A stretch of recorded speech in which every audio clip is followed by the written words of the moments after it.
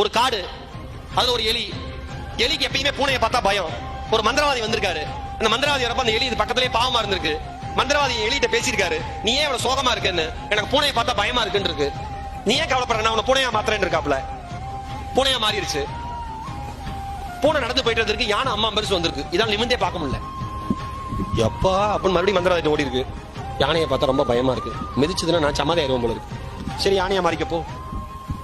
யானை போயிருக்கு. கம்பீரமான புலி வந்திருக்கு. யானை அப்படியே ஜர்க்காகுது அப்படின்னு இருக்கு. மறுபடியும் மந்திரவாதிட்டு ஓடி இருக்கு. எனக்கு புலியை பார்த்தா பயமா இருக்குன்னு இருக்கு. சரி, ஓகே, புலியாதான் மாத்துவாரு அப்படின்னு நினைச்சிருக்கு. புலியா மாத்திட்டார். ஹாப்பி. புலிக்கு சந்தோஷம் தாங்கல. அப்படியே கம்பீரமா நடந்து போயிருக்கு. எழுத்த மாதிரி ஒரு வேட்டைக்காரன் துப்பாக்கி வச்சு கரெக்டா பாத்துக்கான். தலை தெறிக்க ஓடி வந்திருக்கு மந்திரவாதிட்ட. என்ன வேட்டைக்காரனா மாத்துங்கன்னு இருக்கு. எலி நினைச்சிருக்கு என்ன வேட்டைக்காரனா மாத்திருவாருன்னு. மறுபடியும் அது எலியாவே மாத்திருக்காரு. என்ன இப்படி பண்ணிட்டீங்கன்னு கேட்டிருக்கு. அவர் சொல்லியிருக்காரு, நீ உருவத்துல புலி, ஆனா உள்ளத்துல எலி. உன்னை நான் எத்தனை உருவம் கொடுத்தாலும் எலி மனப்பான்மையிலிருந்து உன்னால வரவே முடியாது. பயத்துல இருந்து உன்னால வரவே முடியாது. தயக்கத்துல இருந்து உன்னால வரவே முடியாது. என்னோட மாந்திரிக சக்தி தான் வேஸ்ட் ஆகும். உன்னை மாற்றி எந்த பிரயோஜனமும் இல்ல. நீ மாறணும்னா முதல் நீ மாறணும்.